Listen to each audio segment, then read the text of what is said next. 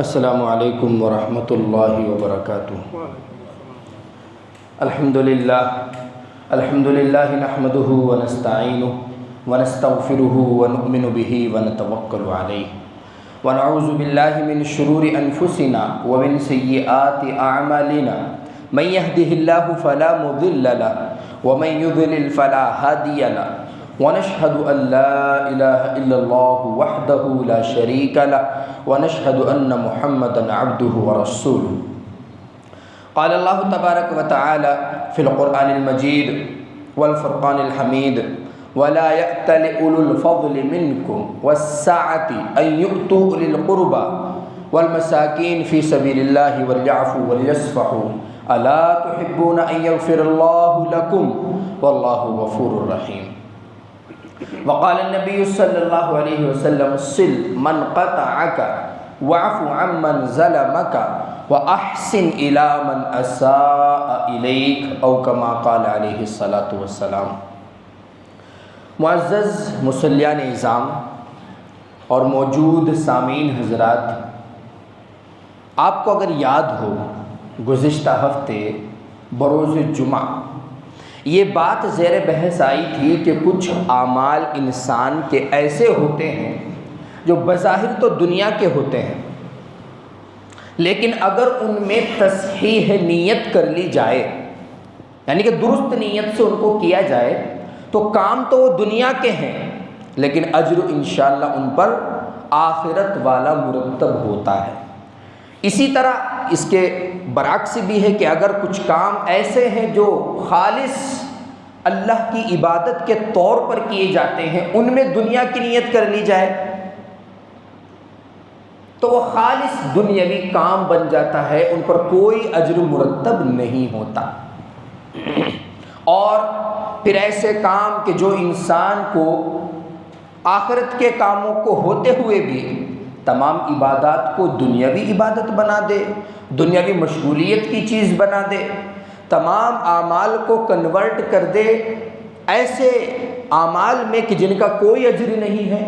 ان کی کچھ چیزیں اور کچھ مثالیں بیان کی گئی تھیں کہ جیسے حسد ہے،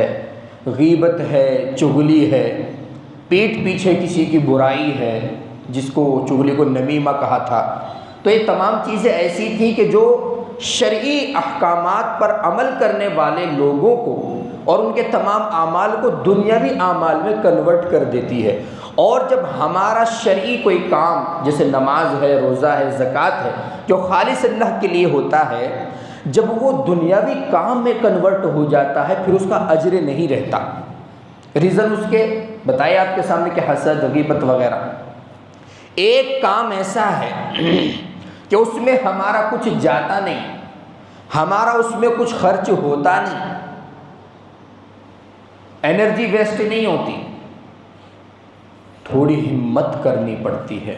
جیسا کہ کلام پاک میں اللہ تبارک و تعالیٰ نے فرمایا ان ذالک لمن عزم الامور، کہ یہ کام ہمت کے کاموں میں سے ہے۔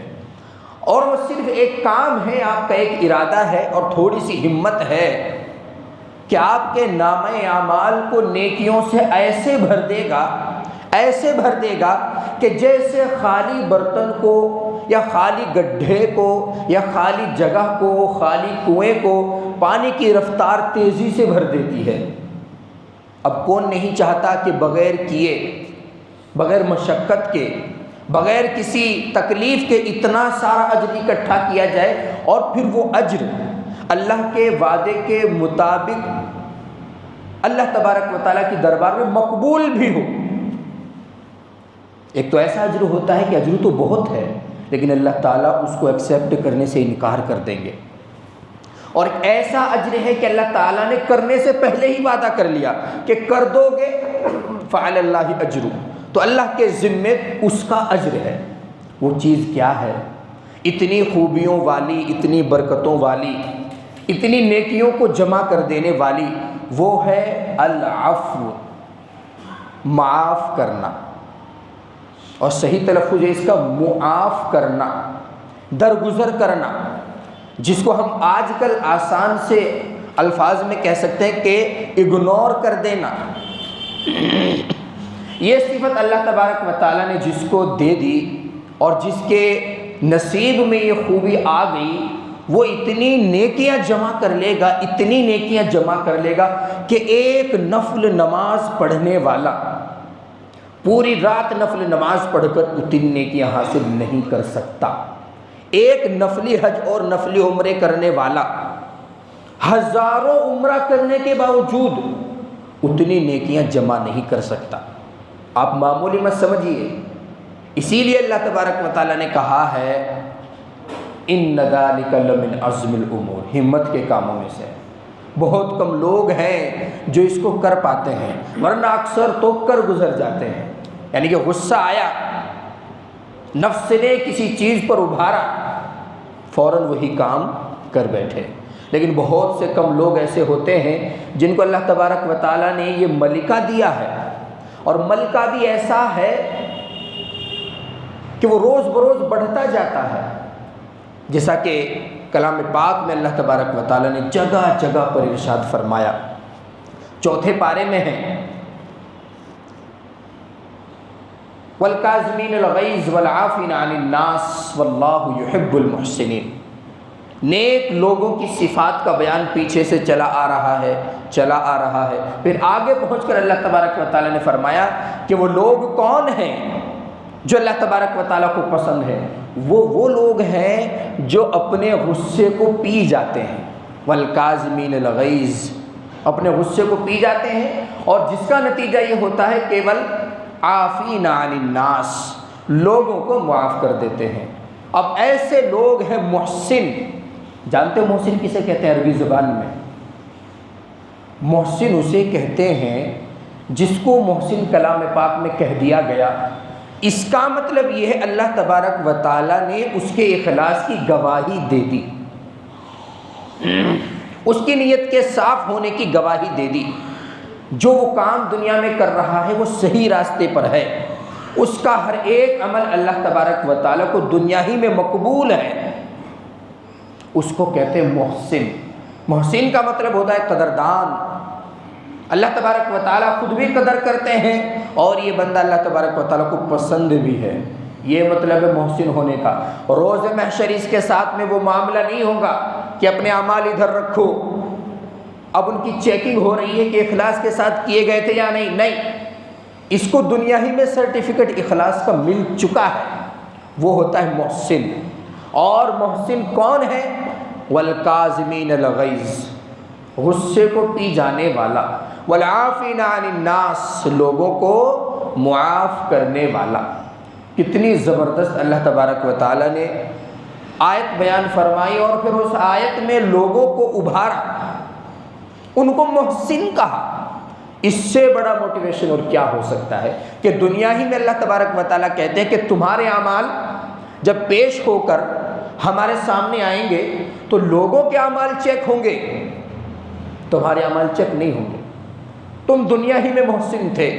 اور محسن کہتے ہی اس کو ہیں کہ دنیا ہی میں کرنے سے پہلے ہی اس کا عمل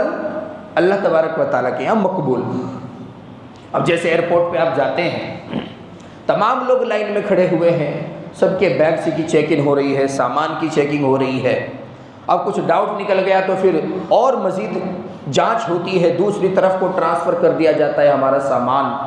لیکن وہیں پر آپ دیکھتے ہیں کہ کچھ سیلیبریٹیز نکلے چلے جا رہے ہیں، انہوں نے پہلے سے ہی سب کچھ سیٹ کیا ہوا ہے، تو کتنا ایک عظیم الشان ماحول لگتا ہے کہ یار یہ بندہ کون ہے جو ڈائریکٹ نکلا چلا جا رہا ہے، اور چیکنگ کرنے والا خود فخر محسوس کر رہا ہے کہ میں اس کی چیکنگ کر رہا ہوں، تو کیسا پراؤڈ فیل ہوتا ہے۔ تو ٹھیک اسی طرح اللہ تبارک و تعالیٰ کی یہاں بھی جو محسن ہیں ان کے اعمال چیک نہیں ہوں گے اخلاص کے اعتبار سے، یہ تو پہلے سے اللہ تبارک و تعالیٰ نے ان کو سرٹیفکیٹ دیا ہوا ہے، لیکن کرنا اس کے لیے کیا ہے؟ والکاظمین الغیظ، بس غصے کو پینا ہے۔ والعافین عن الناس، آپ کے دلوں میں سوال ضرور پیدا ہو رہے ہوں گے کہ ہر ایک غصہ پینے کا نہیں ہوتا، ہر ایک کو معاف نہیں کیا جاتا، وہ تمام چیزیں بھی انشاءاللہ آئیں گی اسی بحث میں۔ لیکن سب سے پہلے اللہ تبارک و تعالیٰ نے جو کہا وہ مطلق کہا کتنا بھی بڑا غصہ ہو اس کو پینے والا، اور کتنا بھی بڑا مجرم ہو اس کو معاف کرنے والا، ایسے لوگوں کو اللہ تبارک و تعالیٰ نے محسن کہا۔ وداؤٹ سیکیورٹی چیکنگ اللہ تبارک و تعالیٰ ان کے اعمال کو مقبول شمار کریں گے، اور اللہ تبارک و تعالیٰ کے یہاں جب عمل مقبول ہو جائے تو پھر عبادت میں بھی مزہ آتا ہے، اور تمام تر نیکیوں میں بھی دل لگنے لگتا ہے۔ تھوڑی اونچائی کی بات ہو گئی۔ تو یہ اللہ تبارک و تعالیٰ نے اتنا عظیم الشان ایک وصف امت مسلمہ کے کچھ افراد کا بیان کیا۔ حضرت ابو بکر صدیق رضی اللہ تعالیٰ عنہ، جو حضور صلی اللہ علیہ وسلم کے سسر بھی ہیں، یار غار بھی ہیں، یار حیات بھی ہیں، اور آپ کے جانثار صحابہ میں جو ایک لمبی فہرست ہے اس میں نمبر 1 ہے حضرت ابو بکر صدیق رضی اللہ تعالیٰ عنہ۔ لیکن جب آپ کی لاڈلی اور پیاری بیٹی پر حضرت عائشہ صدیقہ رضی اللہ تعالیٰ عنہ پر الزام لگتا ہے، بہتان تراشی کی جاتی ہے کہ نعوذ باللہ یہ فلاں صحابی کے ساتھ ثم نعوذ باللہ غلط کام میں انوالو تھی، ملوث تھی، تو حضور کو سخت تکلیف ہوئی، حضرت ابو بکر صدیق رضی اللہ تعالیٰ عنہ کو سخت تکلیف ہوئی، اور جو سچے صحابہ کرام تھے ان کو سخت تکلیف ہوئی۔ ایک بیٹی جس کو اللہ تبارک و تعالیٰ نے اس کگار پر کھڑا کیا ہوا ہے کہ وہ امہات المؤمنین کی لسٹ میں ہے، ان پر اس طرح کی تہمت اور الزام تراشی، بہت دل دکھا۔ ام عائشہ صدیقہ خود بتاتی ہیں کہ میں تو باہر ہی نہیں نکلتی تھی، اپنے روم میں رہتی تھی اور روئے جاتی تھی۔ تو کتنا زور اس باپ پر پڑا ہوگا۔ الزام لگانے والے منافقین کے ساتھ میں کچھ بھولے بھالے مسلمان بھی انوالو ہو گئے تھے، جن میں مصطح بن اثاثہ رضی اللہ تعالیٰ عنہ بھی شامل تھے۔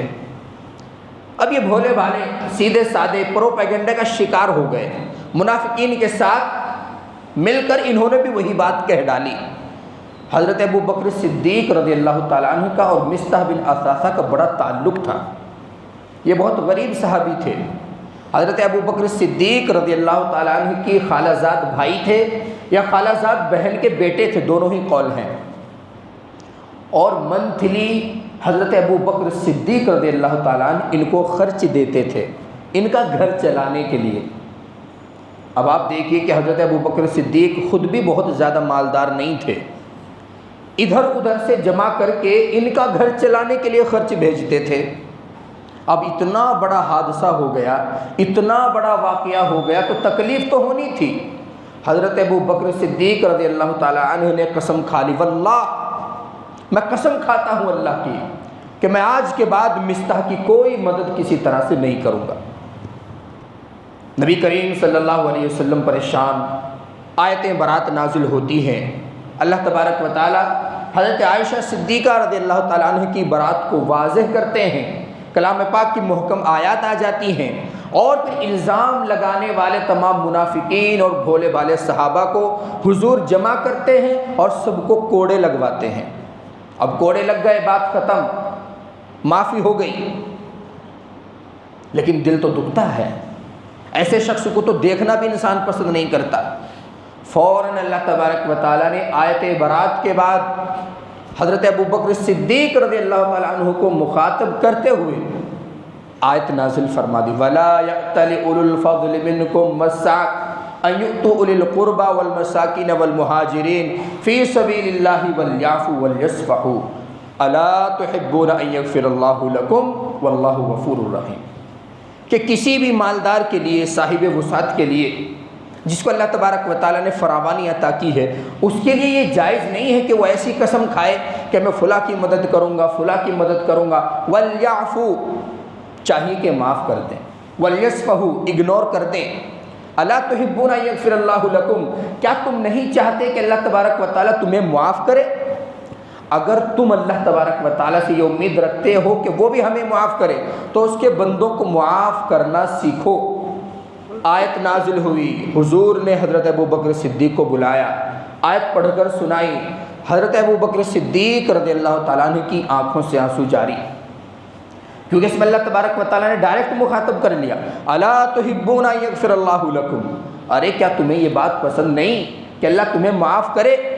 فوراً حضرت ابو بکر صدیق نے اس آیت کے جواب میں کہا بلا کیوں نہیں، یا اللہ ہم تو چاہتے ہیں کہ آپ ہمیں معاف کریں، اور فوراً حضرت مصطح بن اثاثہ کو معاف کر دیا، اور منتھلی ان کو جو خرچ دیتے تھے جس کو جیب خرچ کہا جاتا ہے اس میں اضافہ کر کے ہر مہینہ پھر سے دینا شروع کر دیا۔ تو اتنے بڑے بڑے واقعات اور اتنے بڑے بڑے حادثات کو جب بھلایا جا سکتا ہے، معاف کیا جا سکتا ہے، پھر چھوٹی چھوٹی غلطیوں کو دلوں میں لے کر گھومنا شریعت اس کو کہاں پسند کرے گی؟ حضرت یوسف علیہ السلام اپنے بھائیوں کے برے سلوک سے رنجیدہ غمزدہ انسان، اللہ تبارک و تعالیٰ ان کو بادشاہت سے نوازتے ہیں، اور وہی تمام بھائی جنہوں نے آپ کے قتل کی سازش، آپ کے کنویں میں ڈالنے کی سازش، باپ سے جدا کرنے کی سازش بڑے زور اور شور کے ساتھ کی تھی، وہی محتاج بنے کھڑے ہیں اپنے بھائی کے سامنے۔ اگر چاہتے یوسف علیہ السلام تو بدلہ بھی لے سکتے تھے، سلطنت بھی تھی، پاور بھی تھی، لیکن کیا کہا؟ لا تثریب علیکم اليوم، آج تمہیں اور مجھے اور درمیان میں کوئی ہمارے نہ کوئی علیحدگی ہے، نہ کوئی دل میں کینہ ہے، دل بالکل صاف ہے، میں نے تم کو صاف دل سے معاف کیا۔ اور فوراً ان کے بھائیوں نے کہا تاللہ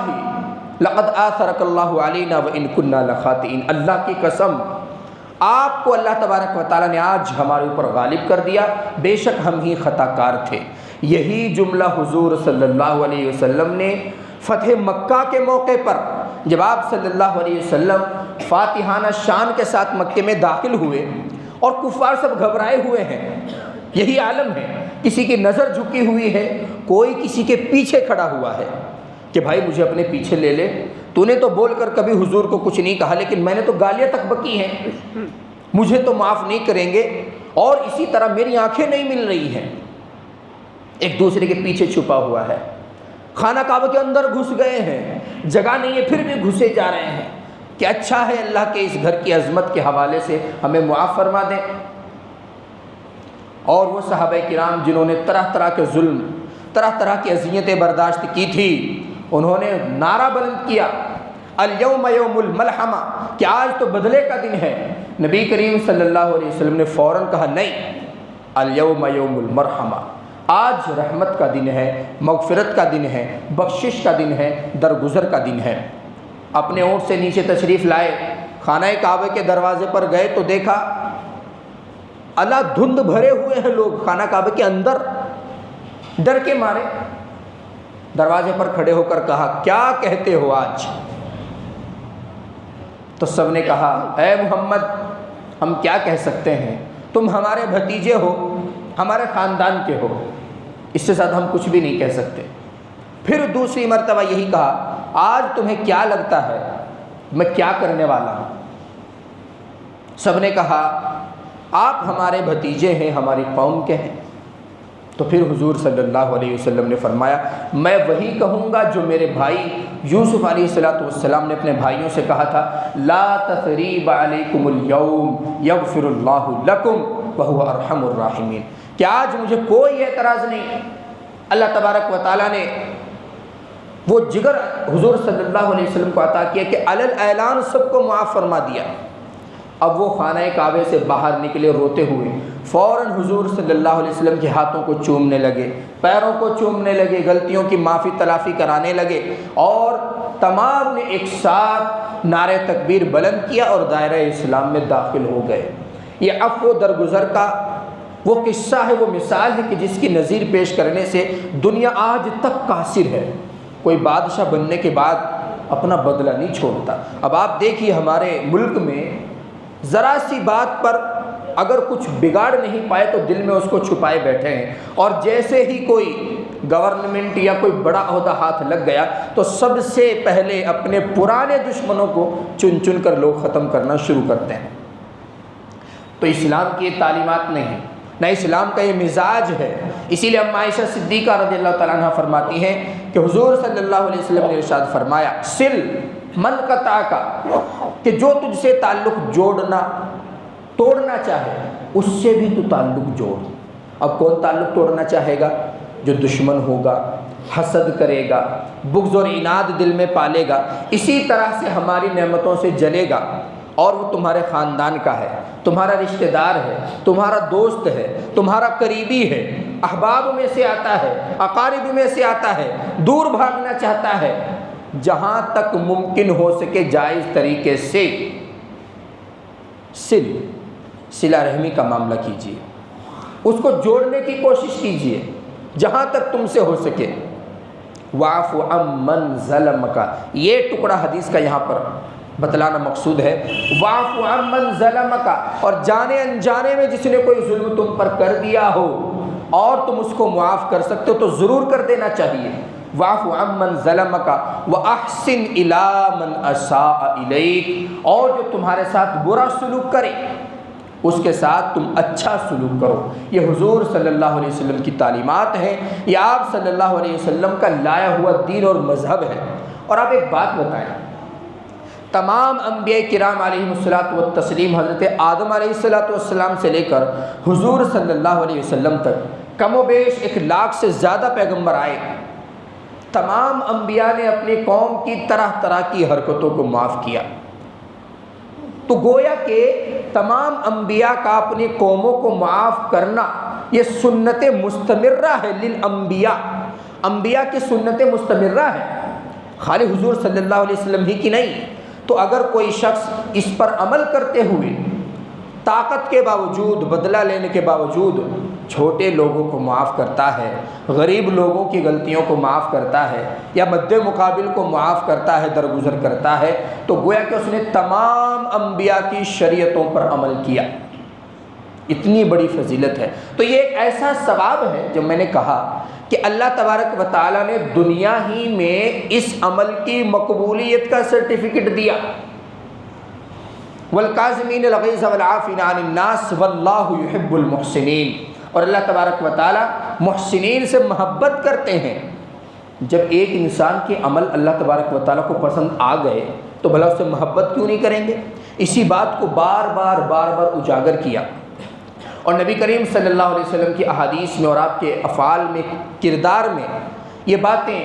خوب اچھی طرح سے بیان کی جاتی ہیں۔ منتخب احادیث میں ہم ایک حدیث بار بار پڑھتے ہیں کہ ام عائشہ کا بیان ہے کہ حضور صلی اللہ علیہ وسلم نے اپنی ذات کے لیے کبھی کسی سے انتقام نہیں لیا۔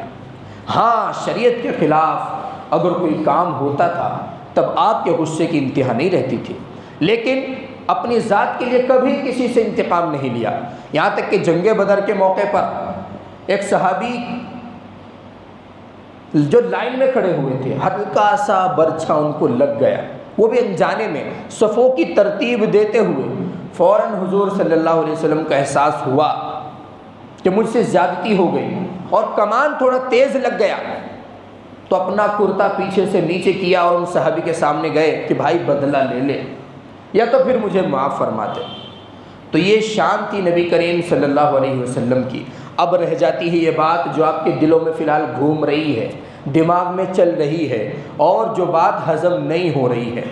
وہ بات کیا ہے؟ وہ بات یہ ہے کہ کیا تمام لوگوں کو معاف کیا جا سکتا ہے؟ معافی کی ایک لمٹ ہوتی ہے، شریعت میں اس کی حد کیا ہے؟ اسی طرح سے اگنور کرنے کی، درگزر کرنے کی، غصے کو پی جانے کی ایک حد ہوتی ہے، اس کی حد کیا ہے؟ تو دیکھیے، شریعت مطہرہ کا صاف اور دو ٹوک اصول ہے۔ کلام پاک میں اللہ تبارک و تعالیٰ نے مطلق فرمایا والکاظمین الغیظ والعافین عن الناس، غصے کو پی جانے والے لوگوں کو معاف کرنے والے محسنین ہیں۔ اور محسن وہ ہوتا ہے کہ جس کو اللہ تبارک و تعالیٰ نے اس کے عمل کی مقبولیت کا سرٹیفکیٹ دنیا میں عطا کر دیا ہو۔ تو کتنا بھی بڑا ظلم ہو آپ معاف کریں گے تو اللہ تبارک و تعالیٰ آپ کو اجر دیں گے، آپ غصے کو پئیں گے تو اللہ تبارک و تعالیٰ آپ کو اجر دیں گے۔ لیکن کچھ خطائیں ایسی ہوتی ہیں جن کو معاف نہیں کیا جاتا، جیسا کہ نعوذ باللہ ثم نعوذ باللہ کوئی شخص ہے، وہ دیکھتا ہے کہ کوئی شخص اس کے گھر میں غلط نظر ڈالتا ہے، اس کے گھر کے محارم کو غلط نظر سے دیکھتا ہے، اسی طریقے سے اس کے نسبی جو فیمیل حضرات ہیں ان پر گندی نظر ڈالتا ہے، اور یہ شخص باز بھی آنے والا نہیں، تو ہم کیا کہیں گے؟ ٹھیک ہے، تم نے جو غلط کیا میں نے معاف کیا، ہو ہی نہیں سکتا۔ انسان کا نیچر ہے، فطرت ہے، جب تک اس کو سبق نہ سکھا دیا جائے اس کی دل کی آگ ٹھنڈی نہیں ہوتی۔ تو اس کے بارے میں شریعت مطہرہ کا ضابطہ یہ کہ اگر انسان معاف کرے تو اچھا ہے، اور اگر نہیں معاف کرے گا تو اس کی بھی اجازت ہے، لیکن حسن اخلاق کا تقاضا یہی ہے کہ انسان معاف کر دے اور دریا دلی کا مظاہرہ کرے، بے شمار اجر جو اللہ تبارک و تعالیٰ نے اس کے لیے لکھے ہیں ان کو حاصل کرے۔ دوسری بات،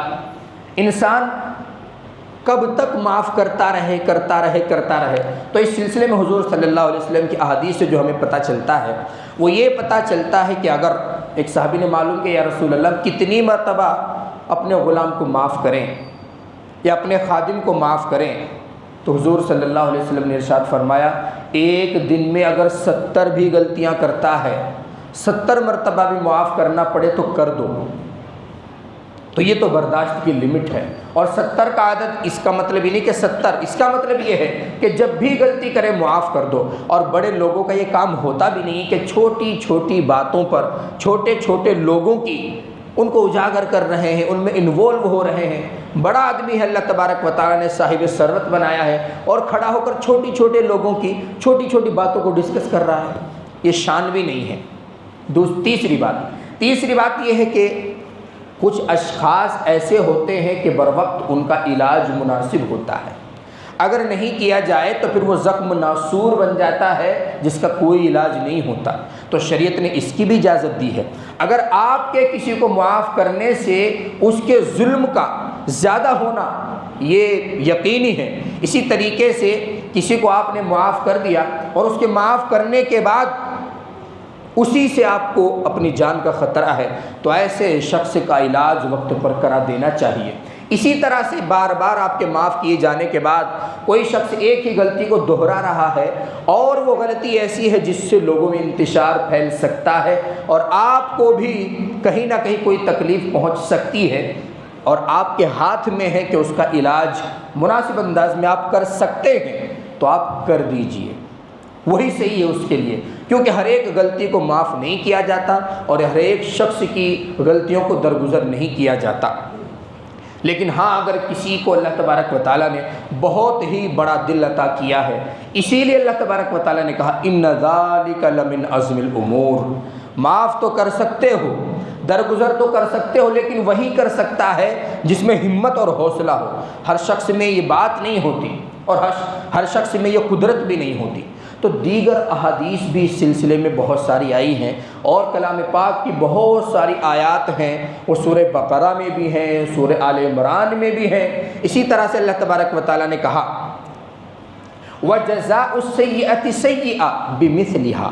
وَتَرْهَقُهُمْ ذِلَّةٌ، اور برائی کا بدلہ برائی ہے۔ اگر آپ کو کسی نے ایک تماچا لگایا تو واپس آپ اس کو مار سکتے ہو، لیکن صرف اتنی ہی اسپیڈ سے مارو جتنی کہ اسپیڈ سے سامنے والے نے مارا۔ اگر آپ نے اس کو ایسی زور سے تماچا رسید کیا کہ اس کے دانت ٹوٹ گئے،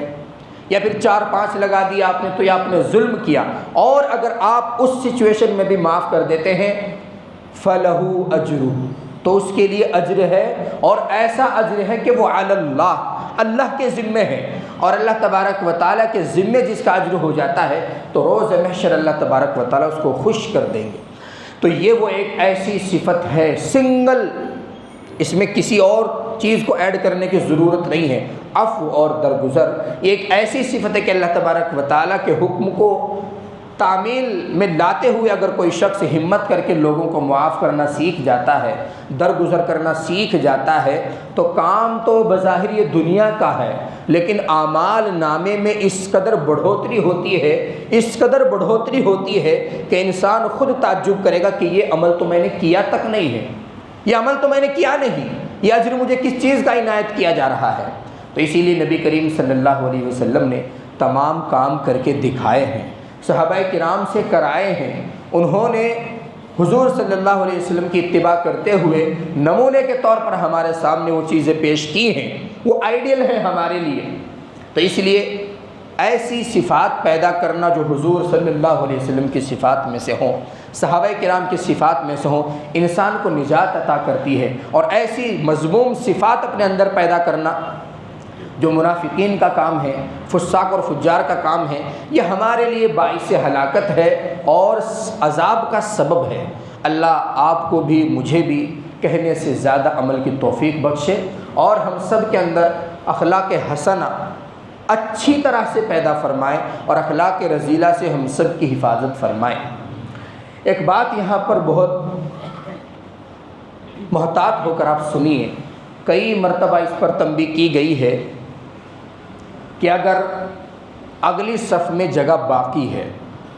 دوسری صف میں جگہ باقی ہے یا تیسری صف میں جگہ باقی ہے اور اس جگہ کو دیکھتے ہوئے کوئی شخص جان بوجھ کر پیچھے سے ایک لائن نہیں شروع کر دیتا ہے، اسی طریقے سے دو صف چھوڑ کر کھڑا ہو جاتا ہے، اور آج کل تو ایک عجیب ٹرینڈ چل گیا، اگر ان کو لگتا ہے کہ رکعت چھٹ جائے گی تو باہر ہی نیت باندھ لیتے ہیں۔ آپ کبھی دیکھو گے باہر نکل کے 3 4 5 افراد آپ کو ضرور ملیں گے، ادھر ہی جماعت ادا کر رہے ہیں۔ آپ کی جماعت نکلی ہے؟ نہیں، ایک رکعت چھوٹی ہے۔ رکعت چھوٹی ہے تو آپ باہر کیوں ہیں؟ تو صفوں کو پورا کرنا سنت نہیں بلکہ یہ سمجھ لیجئے کہ نماز کا ایک جز ہے، اور جب نماز کا جز چھوٹتا ہے تو پھر نماز ناقص رہتی ہے۔ صفوں کی تکمیل کو نبی کریم صلی اللہ علیہ وسلم نے نماز کی تکمیل بتلایا ہے۔ یہ بہت سینسٹیو مسئلہ ہے، یہاں تک کہ صحابہ کرام تو یہاں تک کہتے ہیں کہ جب گرمی کا زمانہ رہتا تھا اور صحابہ کرام پسینے سے شرابور ہوتے تھے، اس وقت بھی ہم ایسے سجدہ کرتے تھے کہ ایک دوسرے کی کوہنیاں ہم سے ٹکراتی تھی، ایک دوسرے کے بدن ہم سے ملتے تھے۔ اور آج ایک عجیب طرح کا ایٹیٹیوڈ ہے، وہ اس سے دور کھڑا ہے، وہ اس سے دور کھڑا ہے، وہ اپنے کلب کے کپڑوں کو دیکھ رہا ہے، وہ اپنے کوٹن کے کپڑوں کو دیکھ رہا ہے۔ تو مل مل کے کھڑے ہونا چاہیے، اور یہ جو صفوں کا گیپ ہے یہ بالکل شریعت میں مذموم نہیں۔ اگر کوئی جان بوجھ کر ایسا کرتا ہے تو اس نے حرام کام کا ارتکاب کیا۔ کس کا؟ حرام کام کا ارتکاب کیا۔ اور اگر کوئی شخص ایسا کرتا ہے اور آپ کو معلوم ہے، آج کل ہمارے کچھ سفرا وغیرہ بھی اس چیز میں مشغول ہو گئے ہیں کہ وہ چندہ کرنے کے لیے تھوڑا باہر ہی کھڑا ہو جاتے ہیں تاکہ پھر بھیڑ سے نکلنے میں ان کو جو مشقتیں ہوتی ہیں اس کا سامنا نہ کرنا پڑے۔ تو جس کو بھی آپ دیکھیں اچھے انداز میں کہیں کہ یہاں پر آپ کی نماز نہیں ہوتی، اور جب نماز مکمل نہیں ہوتی تو ناقص ہوتی ہے، اور ناقص ہوتی ہے تو وہ کامل نہیں ہوتی۔ تو اسی لیے آپ تمام کی ذمہ داری، کلکم رائن و کلکم مسئولون عن رعیتی، ہم میں سے ہر ایک شخص داعی ہے، ہر ایک شخص مبلغ ہے۔ جو بھی جس برائی کو دیکھے اس کے خاتمے کے لیے ہاں انداز اچھا ہونا چاہیے، لٹھ نہیں مارنے ہیں، جوتا نہیں مارنا ہے، اور ایسی بات نہیں کہنی کہ اس کو تکلیف پہنچے، حق بات اس تک پہنچا دینی ہے۔ تو اس شکایت کافی دنوں سے دیکھنے میں آ رہی ہے، اور وہ جو 2 ہفتہ پہلے بھی بات کہی گئی تھی، آج بھی وہ محسوس ہوتی ہے کہ جیسے ہی رکوع میں امام جاتا ہے تو کچھ مصلیان اس قدر زور سے دوڑتے ہوئے آتے ہیں جیسے ان کا کوئی سین چھٹ گیا۔ بھئی یا تو پہلے آئیے، یہ ایک اچھا طریقہ ہے، آپ 10 منٹ پہلے آ کر بیٹھیے، 5 منٹ پہلے آ کر بیٹھیے، یا پھر جو رکعت آپ کی چھٹ رہی ہے آپ کی کوتاہی سے اس کو بعد میں ادا کیجیے۔ اللہ تبارک و تعالی مجھے بھی آپ کو بھی صحیح سمجھ عطا فرمائے۔ وآخر دعوانا الحمد للہ رب العالمین۔